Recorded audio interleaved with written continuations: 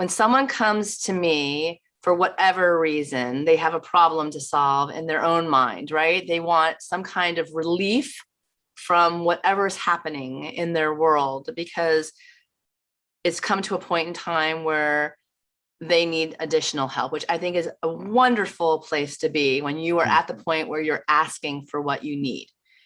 What I see my role is that of asking the questions to get them to a place where they can get clarity around what it is that they need in this life to truly show up shining.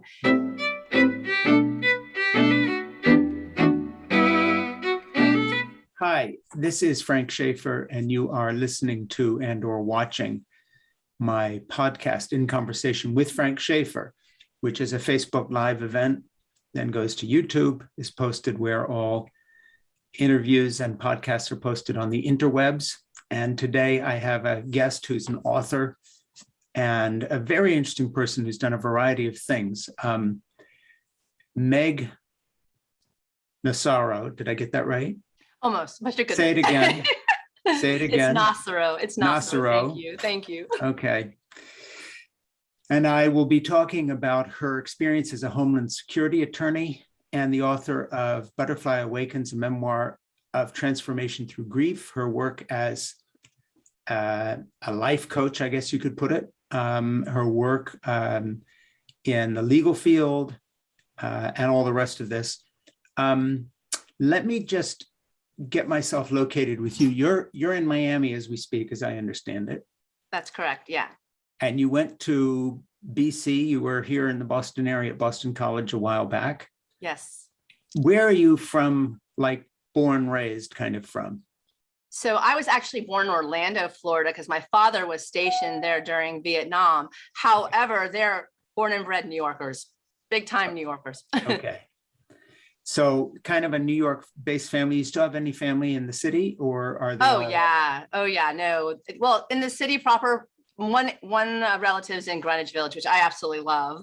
Okay. I absolutely love. And then I have people who are in Westchester and outside, the city limits, but I always love going back to New York. It's such a bursting. So that's, the book that you wrote is about your sister and what happened to her. Could you just tell us a little bit about a quick thumbnail of Butterfly Awakens, Transformation Through Grief, and then I want to roll back and really learn more about you. But let's just find out what this book is about.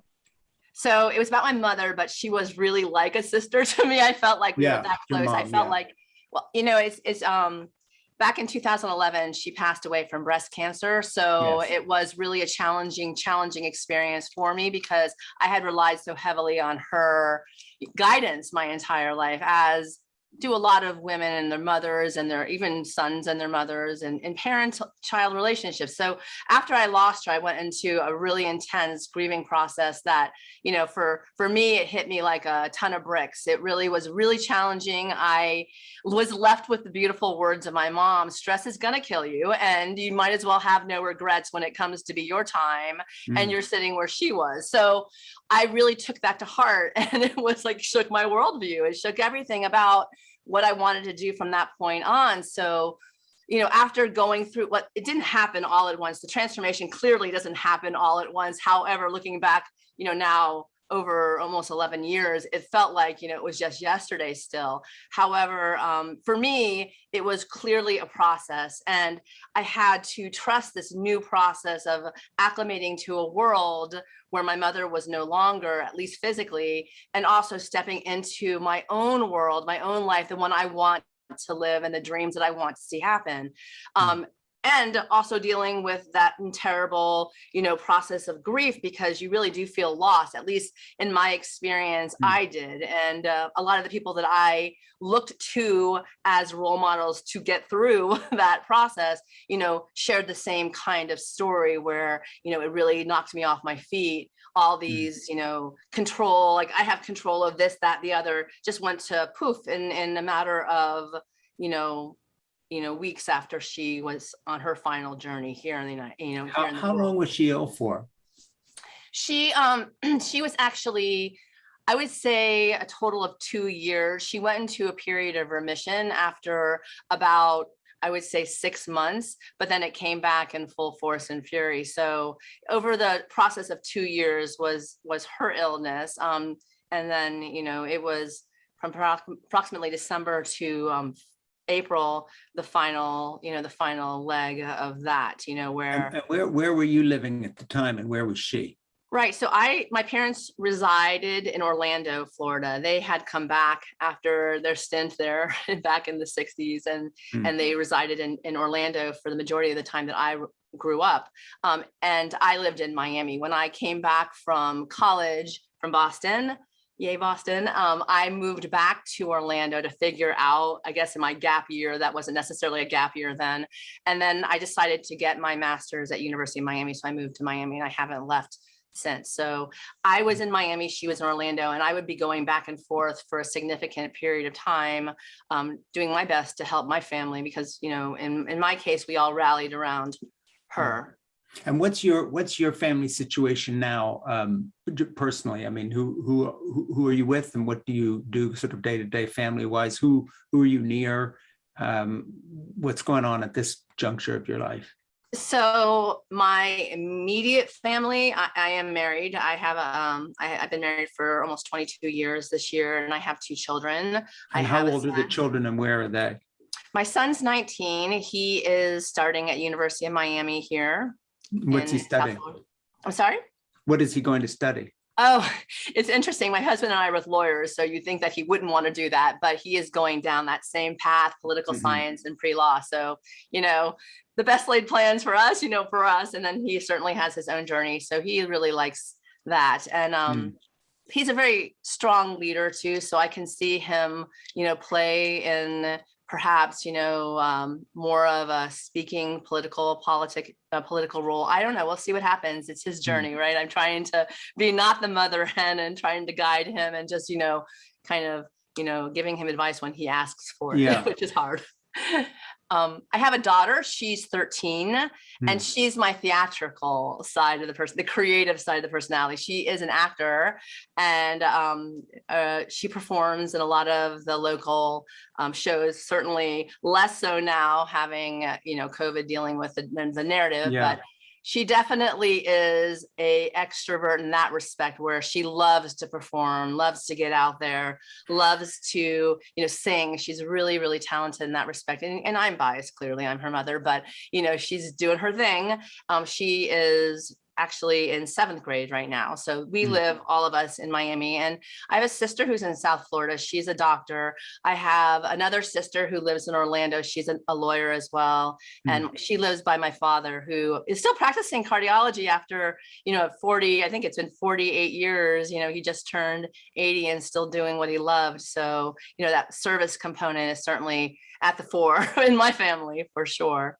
This will be an odd question to you, but I'll explain it in a second. How old were you when you got married? Because you look like you're about 12. This is a very good picture, but I mean, I'm just saying you're very young looking, and I'm just wondering, give me the rundown on how you met and how old you all were when you married.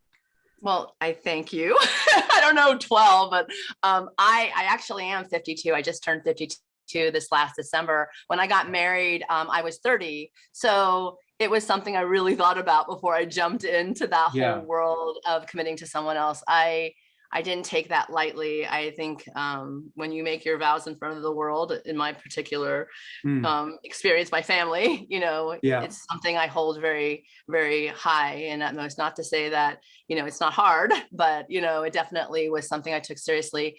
So yeah, I was 30. We met. This is a great story. We met, I can tell us my children, and I'm with a straight face. We met while we were both studying for the Florida bar. So we met in the law library.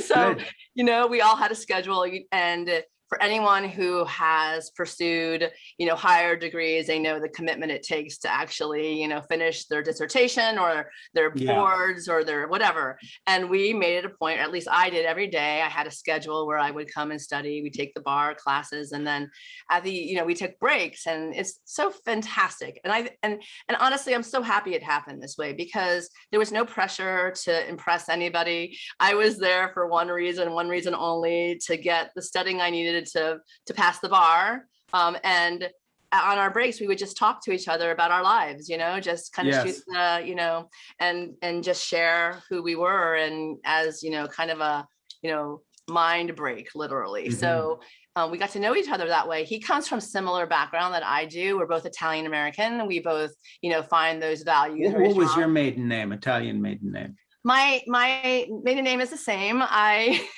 kept my last name. I was already 30 when we got married, so I already had. What part of Italy is your family from? I love that you asked me that question. I'm actually doing a huge Ancestry.com research project right now.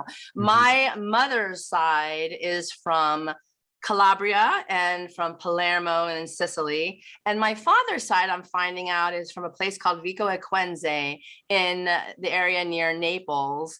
And it's just amazing to me. And this is kind of something that, really hit me really strong, is the roots and the legacy and the foundationals of, I want to know where the people who took the risks to come over to this country came from, especially since I'm an immigration attorney. I really am curious as to, what their story was and how it unfolded here. So yes, long answer to your very short question. My family is from the Naples region and also from Sicily. And I do actually have some members of my family who are from Belgium and in Germany as well. So that was kind of interesting to figure out and find out. Yeah, and did you say your husband's family was Italian as well?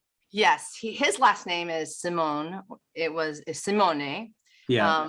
And my understanding is that his family is also from the south of Italy, the southern part of Italy, and Sicily as well. I don't know so much about them as much as obviously I know about my own family, but it's very interesting, and the wonderful thing that I have been blessed with is having had an experience with my own relatives, my grandparents, who really championed the fact that know who you are, then you'll know what you want to be when you're wherever you're going, where the, and to really value those cultural traditions. I find them so beautiful and also, so fleeting, because a lot of people don't really know, their origins, more and more so as we go on and on and on. Do you go back, or does your husband go back? Well, the coolest thing was that my son, for his first semester in college, was living in Rome, Italy. So he got to spend 4 months in Rome, and my husband got to go and pick him up in Thanksgiving, but I was supposed to go at the end of December, but with COVID ramping up again, we decided to bring him home a little earlier. So I intend to go back in April, springtime, to go check out Vico Equense and see if there's any leftover, relatives there. So maybe I could, learn some more about that family, part of the family tree. Yeah, well, you need to do your homework and check out Stanley Tucci's episode on Calabria and I love him. Sicilia. It's a good series he's doing on CNN, and I cook and do a lot of food stuff, but a lot of those sort of travel food series leave me a little cold, but this one's really good. And he's done, I think, 8 episodes of what will be 24-part series on Italy.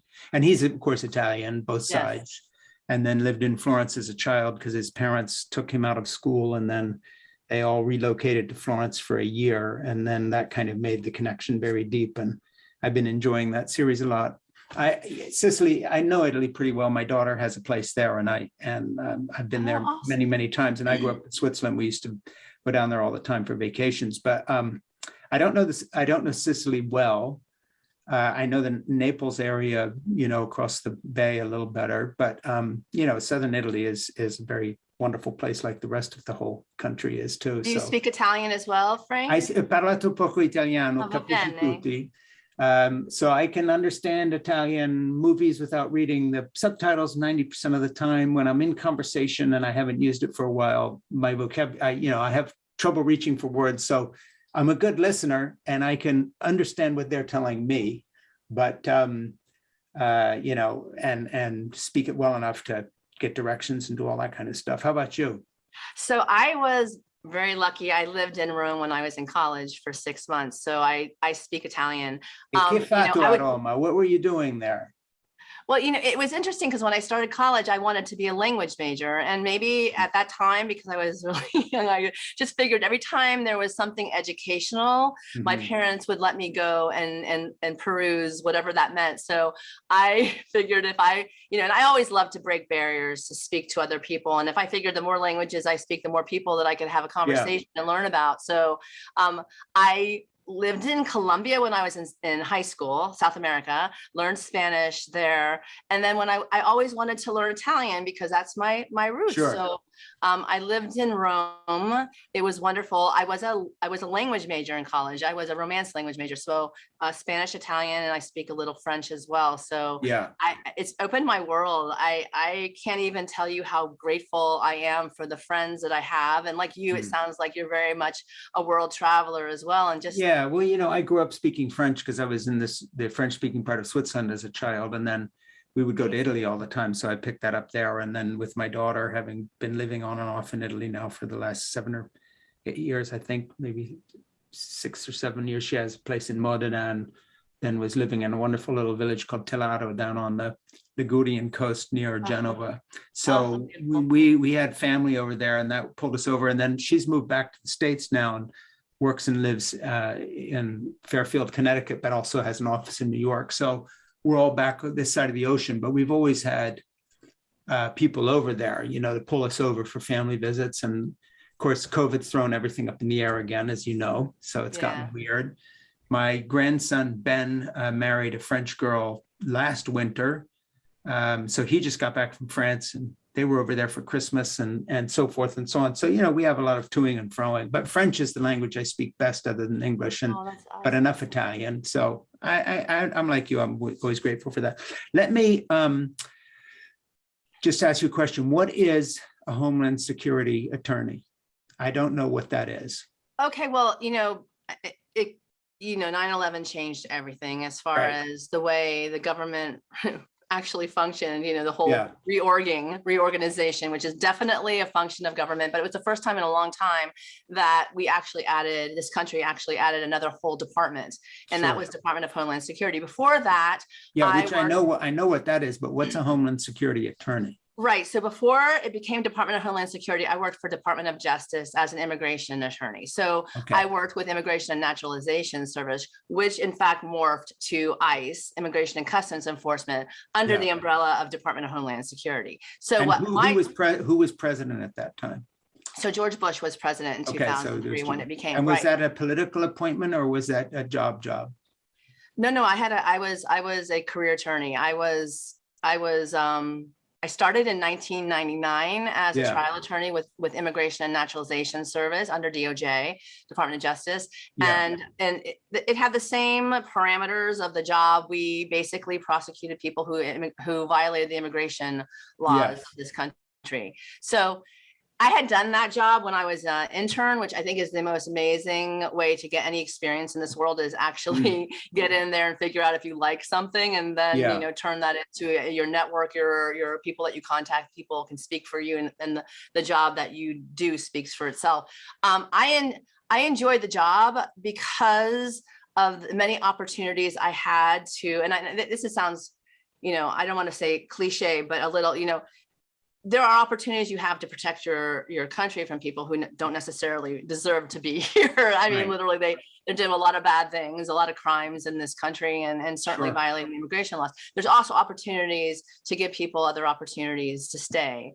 And I was able, with the discretionary element, to make that determination in a lot of cases where people had made mistakes, serious mistakes or very basic, but were able to ameliorate that and show that they were meritorious of having another chance. So I was in court that's what was my job. My main obligations were to go to court and prosecute the cases, or not really prosecute, but it was more of administrative. It was me, respondent's counsel. Respondent is the name of what they give to the individual who's in front of the judge. And then you have the immigration judge. So my job was to make sure, and we laugh because I used to teach for almost 17 years, law students, how to be immigration counsel for the Immigration and Customs Enforcement. And one of the things I would tell them all the time, which I think goes throughout the world, is know your audience, know who you're speaking to, because this is not necessarily, formulaic, there's a humanitarian construct there. And certainly with writing a book called Fall in Love, Have Children, Save the Planet, you understand the humanitarian side of the coin. And I think that a lot of people, especially coming out of law school, or don't really think about that, right? That you can't leave your humanity aside. It comes with you. That professional and personal, route in life always comes with you. You show up as to who you are. You can't bifurcate your personality, or you'll really go crazy. So for me, it really was an opportunity to serve my country. My grandfather was a congressman in New York in the 60s. He represented the Italian Americans in his district. And I will say this, raised with a service component. Like I was saying before, it was very important for me to give back to this country, all the opportunities that I've been given. And I felt like that was a way I could do that for almost 20 years, working for the Department of Homeland Security, Department of Justice, and representing my country. Really, it was.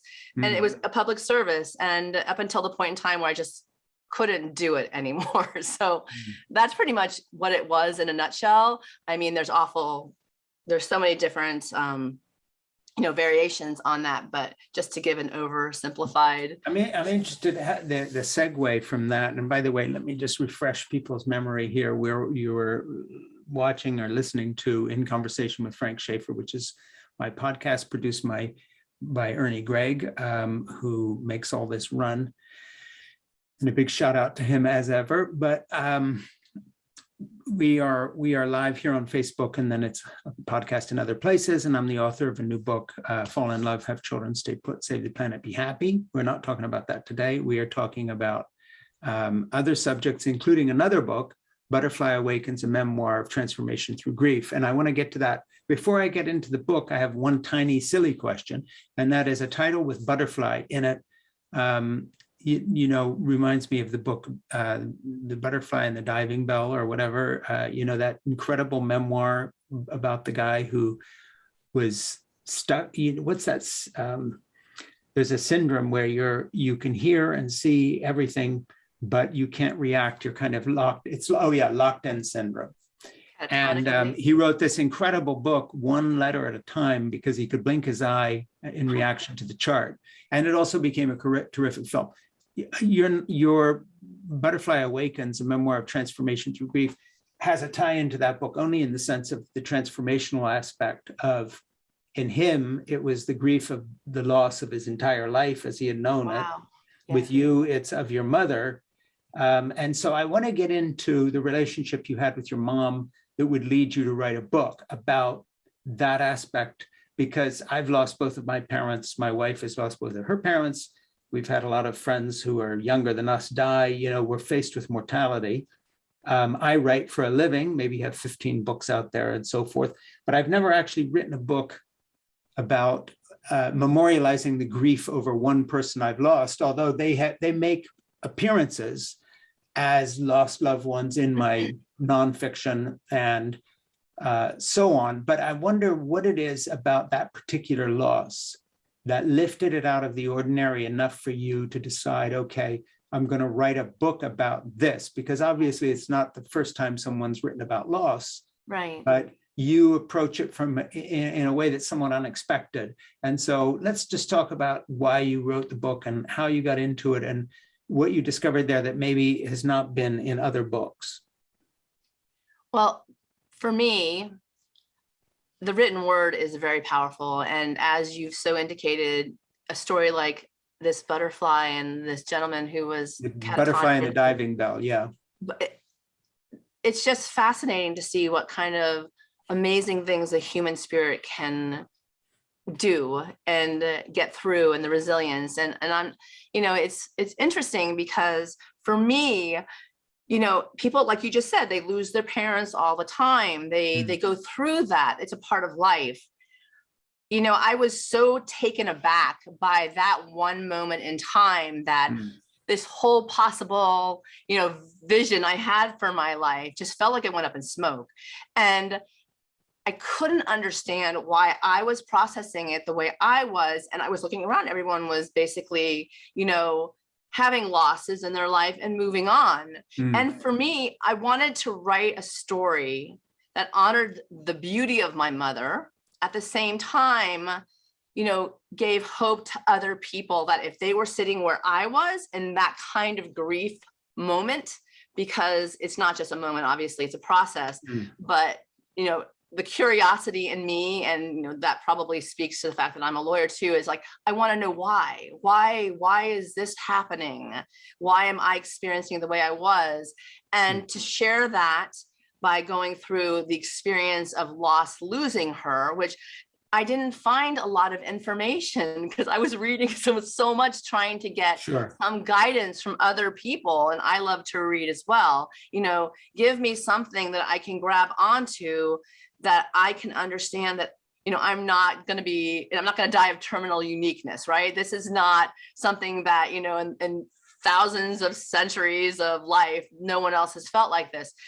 What is different with regard to my story is that it's my story.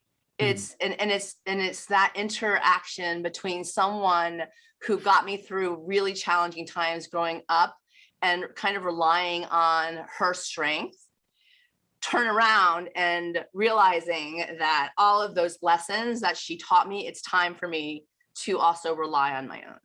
Let me ask you a question. Where were you in the transition, if it has been a transition, or maybe you're doing both, all of the above kind of thing, from a full-time legal practice service within the government, and either kicking people out of the states or giving them a pass and helping them stay? Then you've done the life coach aspect of your life. Were you into that kind of, what I might call therapeutic intervention into other people's lives before your mom was diagnosed with cancer? And then did your reaction come out of that experience? Or was it a complete change of, okay, one day you're in court deciding on who gets to stay and leave, and the next minute your mama is sick and you're beginning to not make mental notes for a book, but take it all in stride? What was the progression of events in your life? That's a really great question. And I think that by looking back at this point in time in my life, when my mother was diagnosed with breast cancer, I was 6 months pregnant with my daughter. So I had a young family at the time.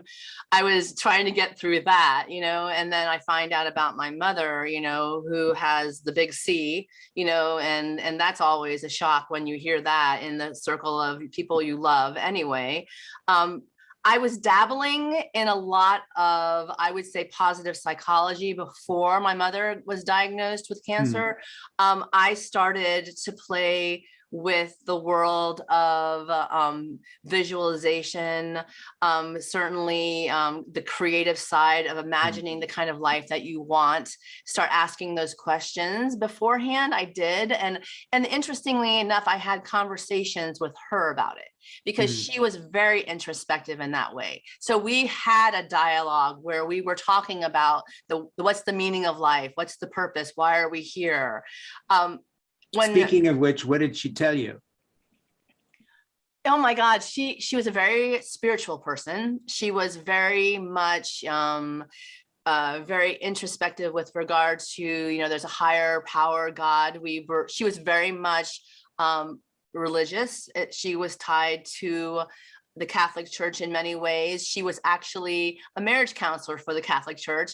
But the reality of my mother, though, was the conversation was changing for her too, that it became more internal spiritual experience rather than the esoteric with regard to dogma, et cetera, et cetera, et cetera. So what kind of impact do I have on my world? What kind of impact does she have on what kind of legacy do we want to leave? Those questions, that conversation had already started.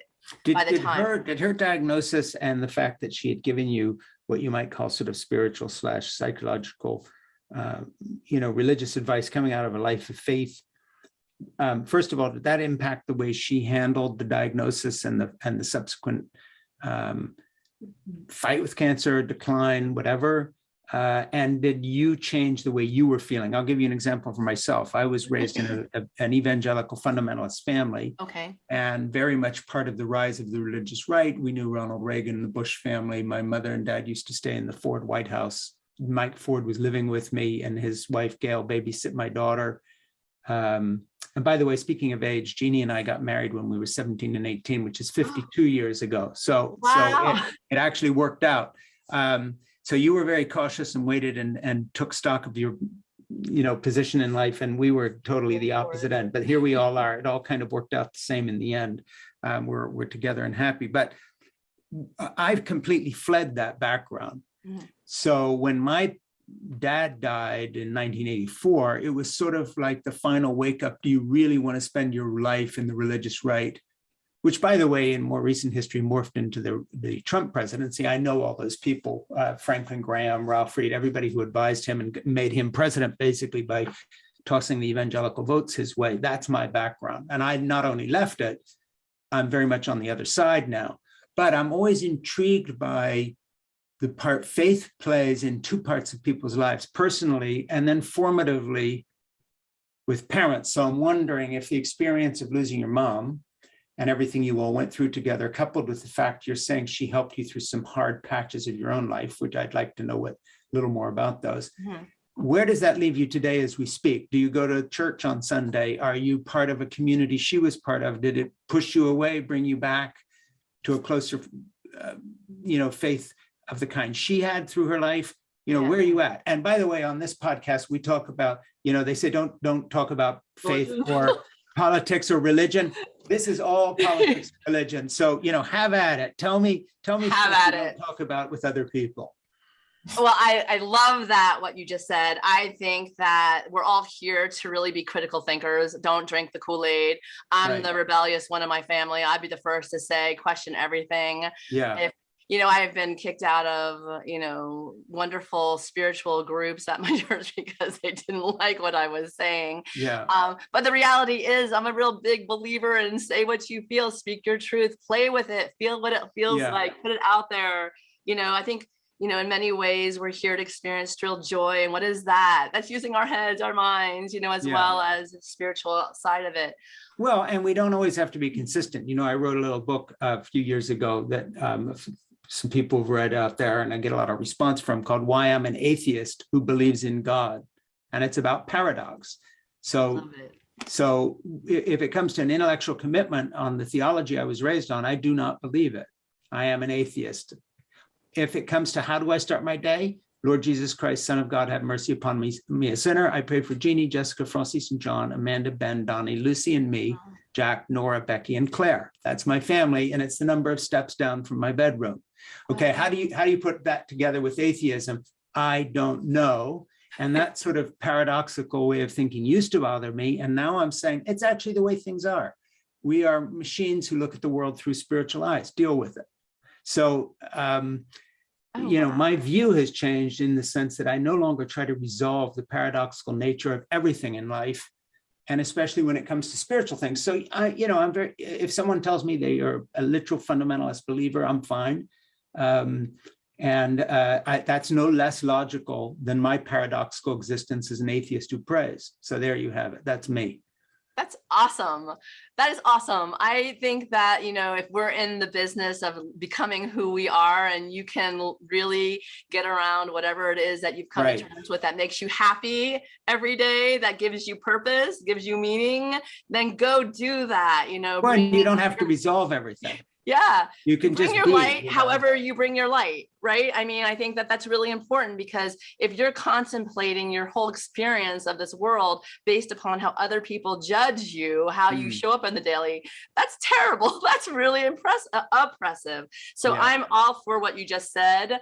I will say this.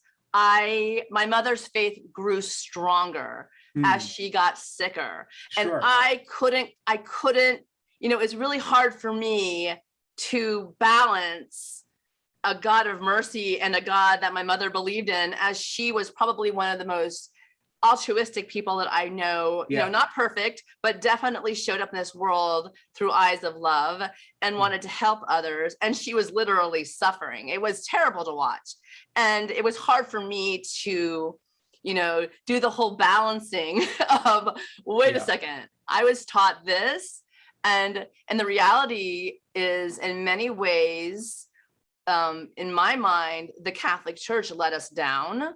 I'll be honest. And she was working for the Catholic Church. So it was kind of shocking to me. Sort of let you down on the personal level, aside from the theological or philosophical issues of suffering. I will say this, the beauty that is the curiosity of life, right? Always looking for, in my perspective, the magic behind the veil, right?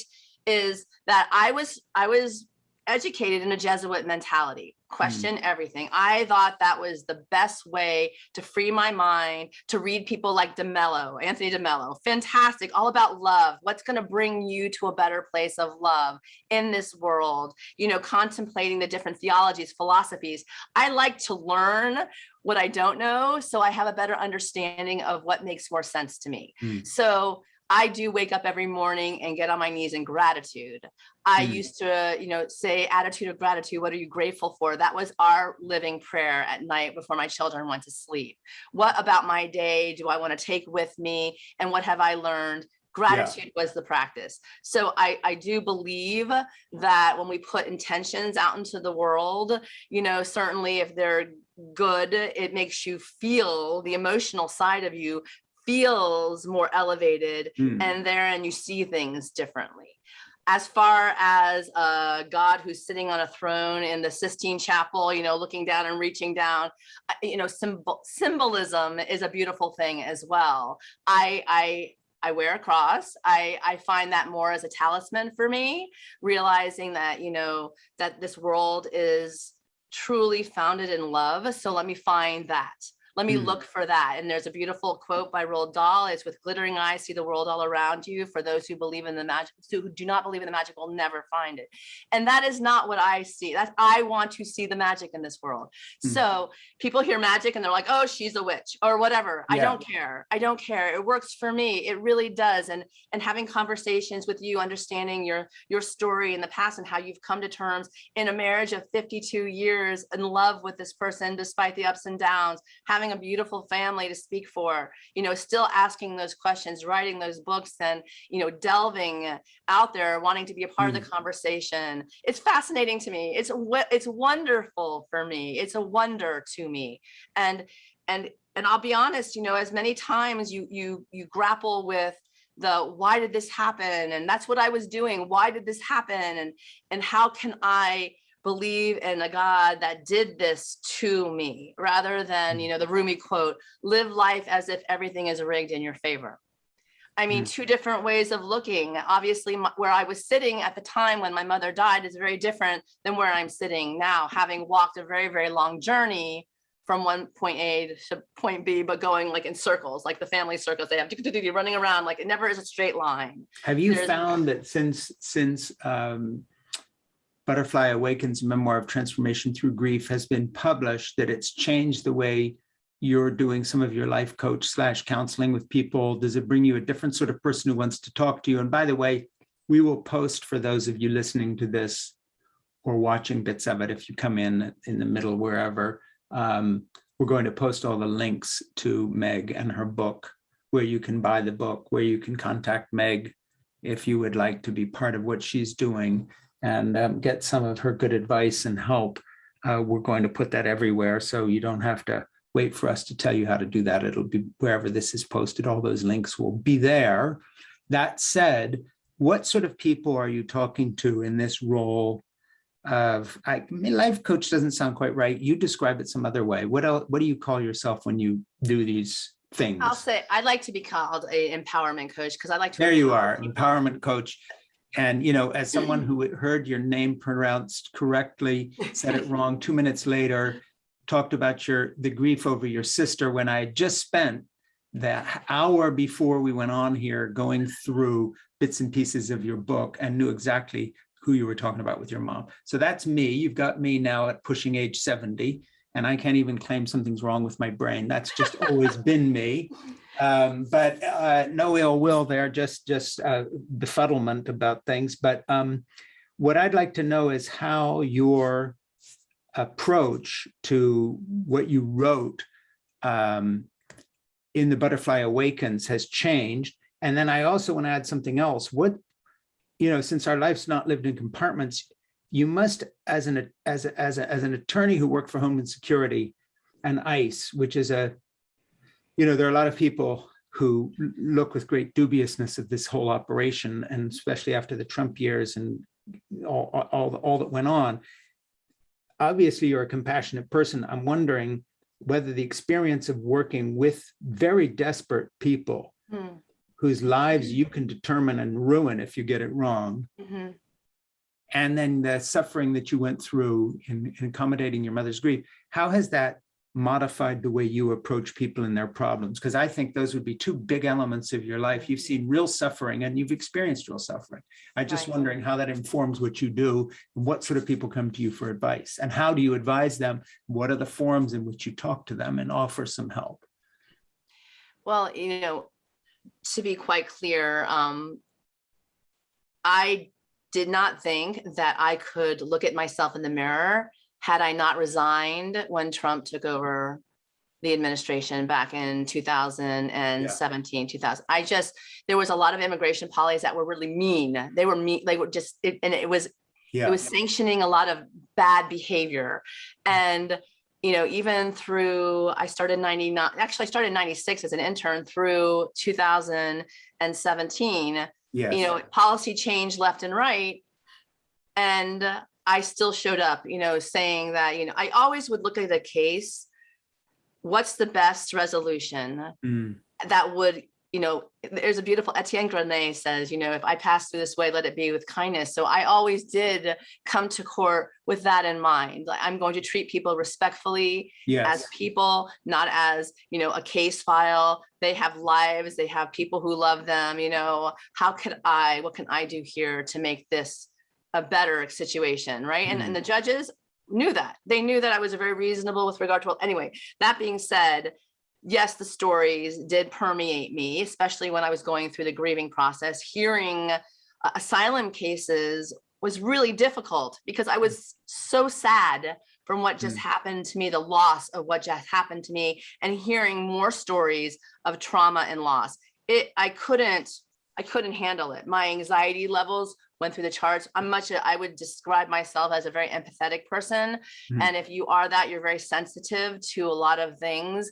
And it's so funny because if you listen over and over to different stories and any kind of respect, it doesn't matter if they're real or not real. It's like going to a movie and seeing a horror film. Some people can handle, they love the gore. Other people leave there like they're thinking around the corner, someone's lurking, right? So it permeates the psychology of the brain and how you process things, those neural pathways, right? Your habitual standards, it does infect you. And I guess we get to choose after a certain point in time what we put in our brains, right? What we put in our worlds, what we ingest, and then what we can handle, I think is really, very, very important, because I did a lot of self-work for a long time to empower myself to be at a place where my nervous system wasn't on the fritz constantly and I was having anxiety attacks. Because in my book, I tell the story of how that happened to me. I had anxiety attacks and they're very scary. If anyone out there is listening and they've experienced this, I can validate the fact that it's very challenging to feel like you're not dying. That is really real. That's a real feeling, but it's not a reality. So back to what you were saying, as far as how it informed my life, I will say this. I give people more of the benefit of the doubt. If they come to me to coach, I'm a real believer in coming alive to the beauty of your dreams, honoring that path. How do they come to you? I don't mean technically, we'll get into that too, but were you doing in-person stuff pre-COVID? Have you gone on doing Zoom coaching? Right. Just tell me how physically it works. Well, pre-COVID, it was more in person, obviously. I had more opportunities to meet people in the world. After, COVID came, it kind of put everything onto Zoom. So I worked via Zoom, but I was doing Zoom before that as well, because you could reach out to people outside of Miami on a Zoom call versus only people in your purview. And one of the things that I found is that Zoom really did expand my network as far as meeting people who are doing a lot of good work in this world. And I'm really grateful to that modality. Right now, I'm thriving and striving, not really striving, I would say, more so for the human contact, more so than before, because I really am an extrovert, and it's really important to me to be in the world, having those coffees like you would in Italy, right? Sitting down and having your cappuccino or espresso and experiencing people that way as well, more balance as far as what's in person and what's online. So now it's getting out of the, being more of online to in person more so, especially with my book. I've had the opportunity. And the kind of people who come to you, what are they looking for? Are these people who know about you through what? Because they've read your books, they've seen you do things online.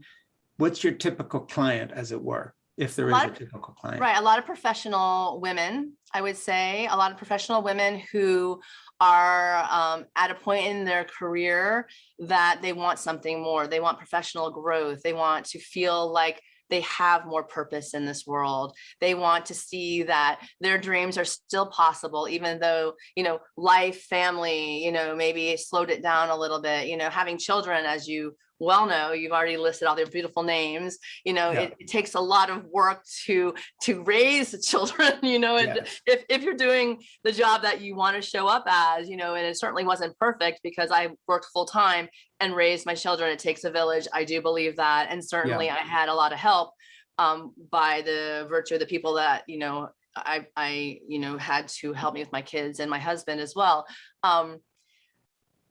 More so now, since a lot of people are questioning, maybe because of COVID, well, the great resignation and the rethink, and I want to work from home, and how do I do, putting it all together, right? Yeah. What's it all about? Do I want to this is actually what went into my mindset, do I want to wait 10 more years to retire as a government attorney to start my life? I didn't want that. I felt like I had the energy at that point in time. A lot of doors were in fact closing that, I wish were opening. I had an opportunity to move to DC with a promotion, and I couldn't do it because of family still obligations. So I made the determination at that point in time to go after my own dreams. So I could at least show up saying, I walk my talk. I am not, the someone who talks in possible normatives of what should be and how I want this and I actually did it.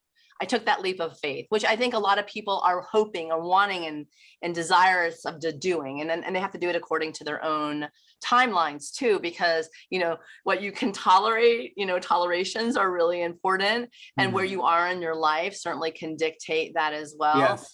But at the end of the day, I'm sure with regard to your path as well, you look back and you might smile. When you resigned because of Donald Trump from Homeland Security, did you think that hurried the process up, or were you already considering sort of making some big changes? I would have to say I was already considering making big changes. Yeah. That was just the icing on the cake, if you want to say it like that. That was the nail in the coffin, whatever you want to say, right? Nail in the coffin's better, I think. I think it's better. No icing on any cake. But,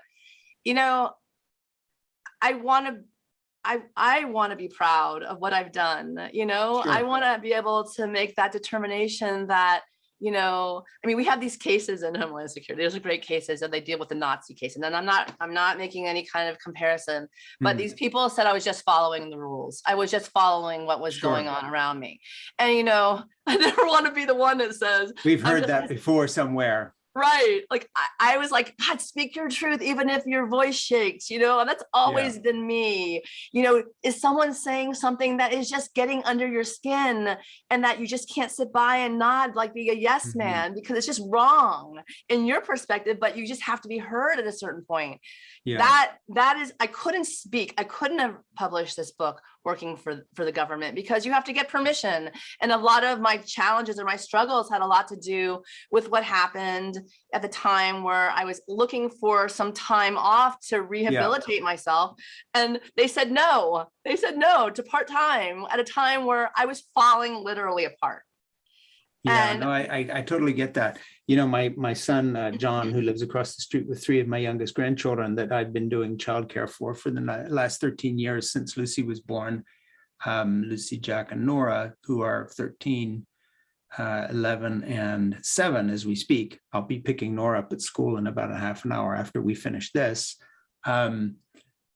He served in Afghanistan at the beginning of that war for 2 tours, and then in Iraq. And I actually knew the Bush family and didn't vote for George because I knew the Bush family, but many years before. But the thing is, at least in that presidency, I didn't suspect the basic presidential integrity. I suspected the judgment. But I had no sleep anyway for 2 years while he was in and out of combat. I mean, when I say no sleep, obviously that's hyperbole, but close to it. Because he was exposed to a lot of danger. But I cannot imagine what it would have been like to have a son or daughter sent into combat by Donald Trump, or put in harm's way in any category whatsoever, because it wouldn't have just been a question of judgment and disagreement over policy.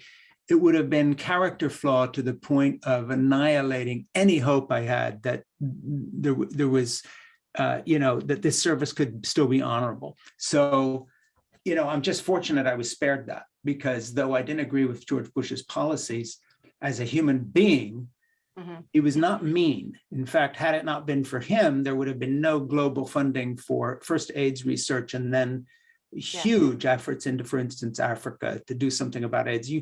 There was a side to him that was altruistic that could be appealed to. I never saw, I don't think we've had many presidents that you couldn't find something altruistic about their behavior. But unfortunately with Trump, he was an exception. I would have, so I can see, why you would just say, okay, this is it, I can't do this. And not just, in Homeland Security, but in lots of other things. Anyway, that's a digression, but there you are. So now let me get to another point in terms of the advice you give, the empowerment coaching, however you see it and describe it. I've spent time for the last 6 years on this project that I mentioned before, this book about fall in love, have children, etc. The basic theme of that book is basically what's fundamentally wrong with our culture, and I'd like your opinion on this, is that we define success the wrong way. We define it as career-oriented, whereas actually joy and fulfillment in life comes from the quality of your personal relationships, the giving and receiving of love, the giving and receiving of care. A good career supports that. But the way we've structured our lives is essentially in service to shareholders, not in service to what makes us happy. And so what my book is about is not telling everybody to go home and have a nuclear family or be like me, white, heterosexual, married with children and grandchildren. I'm saying basically fall in love with the concept of love itself. Have children in the sense we're all caregivers. Like today, I'm your caregiver because I'm helping you let people know about Butterfly Awakens. And so I'm in the place of your mom today. I'm not being facetious about the book, because a mother takes what a child does and says, hey, look what my daughter just did. I'm putting it up on the refrigerator. Isn't that a beautiful picture? So caregiving is caregiving too. And you're caregiving to me because you're doing your best at having a good conversation with me on my podcast. So we're taking care of each other. So having spent the last 6 years writing a book about childcare with my grandchildren as the beginning of that process of trying to figure out why this made me so happy as I'm pushing into my 70s. I come at someone who's doing life coaching for women who are trying to figure out what their lives are about, or men as well, or non-binary people, whomever, with the question, and that is, do you tell them how to live their dream, whatever that may be, or do you ever coach from the point of view of saying, you've got to define the kind of dreams that lead to happiness rather than just the dreams dictated by our culture that says, go get the master's degree, get the PhD, get the big job, smash the glass ceiling, whatever it may be. But hey, what do you know? Coincidentally, like a bank that never makes a mistake in your favor. It's always in favor of shareholder profits, never in favor of you being a human being. And so I'm wondering what kind of advice you give, given the conflict between what corporate America asks of us and what actually makes people happy. Wow, great question. This is how I see my role in life, and this is what I aspire to. And I think this is the best way to answer your question. When someone comes to me for whatever reason, they have a problem to solve in their own mind, right? They want some kind of relief from whatever's happening in their world, because it's come to a point in time where they need additional help, which I think is a wonderful place to be when you are at the point where you're asking for what you need. What I see my role is that of asking the questions to get them to a place where they can get clarity around what it is that they need in this life to truly show up shining. And in combination with that, one of my favorite things is to inspire people past what they believe are their obstacles to find those paths that will lead to their greatest aspirations. And that is by breathing life into their life, by breathing life into their dreams. And I believe there is no greater endorphin hit for someone who is in the role of caregiving, like you're saying, to help someone else toward whatever that dream is, Right. than to see a light go off in another person where they are as well as bright as they possibly can be. So, and I'm not saying the brightest possible. We all go through moments of dull shine. Sure. But if I can breathe, inspire more life and light into someone else's life by saying, I see you, I hear you, I love you for being vulnerable with your story with me, so that I can, through wisdom that I've earned, hard earned, you know, sitting there waiting for your son to come home from Afghanistan is not for the weak of heart. That is experience that you've gone through. So what I've gone through, having lost someone who meant the world to me, and on the other end saying, there's a light there, hold on, hope is there, and I'm going to help you with questions, asking you to start getting curious about your life. Do you start with a sort of a basic philosophical presupposition, though? Because, you know, my dad, who was a pastor and with whom I have many disagreements, always said one thing to me that's always been interesting to me, and I found really proved in life. Well, two things about counseling people. He says, it's never what you say, it's the fact you're listening. So that I found very interesting. But the second thing he said, because he did a lot of public discussions in very big forums, with heavy hitting people. And this has stood me in good stead because I've done a lot of media in terms of promoting my books and other things. Never answer the question that's being asked. Answer the question you wish they had asked you. Which I think is really smart because, you know, as you know, as someone who's written and tries to promote your work and does and other things, you know, the only reason the media has you on is never because of your book. It's always because there's something in your book that has a little bit of a news hook to it. I mean, there's a few programs, like, there's programs like Fresh Air that'll actually interview about the book where the person, but usually it's that, you know, the building collapses and there are people just like your mom who were living in the building, and there's some tenuous, weird connection where you're from that neighborhood, and then, okay, you've got your 4 minutes on MSNBC. So in that forum, all of a sudden, your book, if you want to promote it, has to be about what that question is about, and you've got to find a way to make it so. That's the crudest way I'm interpreting this. But even in an interview session like this, what I'm asking is do you come into being interviewed by me and or in a counseling session with a little bit of an agenda saying, well, God damn it, no matter what else happens this afternoon with Frank Schaeffer, I'm going to get this said.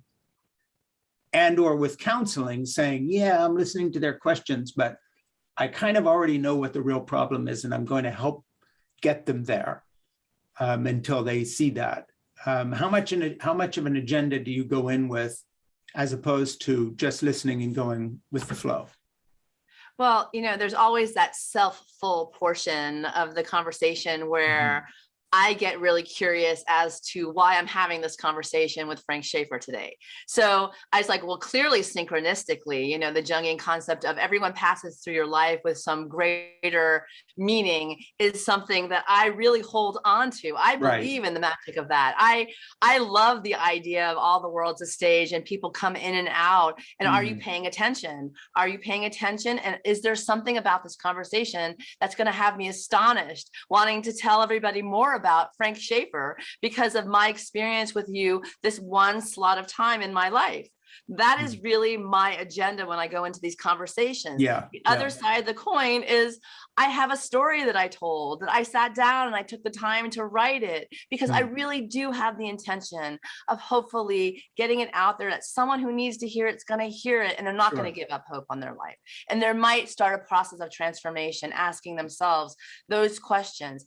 I don't know. Once you put that baby out in the world, it takes a life of its own. And damn it, I will never know which way it's going and I can't control it. But I just say, be a butterfly, grow your wings and fly. I do the same thing for myself. If I'm going to awake as a butterfly, then go out there and say yes to the conversations that my publicist says are going to be amazing because I trust her and I trust her judgment. And I know that having this conversation today is going to make my life better. And in essence, maybe someone who's listening is going to be like, yay, I really am glad I gave them that time because, I see myself as an atheist, but I do also wake up in the morning and pray and thank and be grateful for my life. Oh my God, conversations don't have to be black and white. There's all sorts of shades of gray, right? Here we are. Yeah. And here we are. Good place to wrap this up. And let me just remind people that you've been listening to In Conversation with Frank Schaeffer. Please like the podcast in both sense of the word, like it, but also like it online so that people can find this and share it. I've been talking with Meg about her book, and that is out now everywhere. I think it's also on, is it a spoken book as well or Kindle? And it's a Kindle. It is in the process of becoming an audio. I'm not an audio book as well. When I said spoken, there we are again. That's me once again. Spoken books. What the hell's that? Author of Butterfly Awakens, a memoir of transformation through grief. So, Meg, thank you so much for your time. And everything you're doing sounds so interesting. I just love the threads in your life. These are very counterintuitive. Writing a book on grief, having been an immigration lawyer, working for ICE, as it were, quitting with Trump in presidency because you didn't want to be part of that regime. You're a really interesting, fascinating person. Thank you. I would urge people to get in touch with you if you want some good counseling and positive thinking. So thank you very much, Meg. Until next time. Thank you.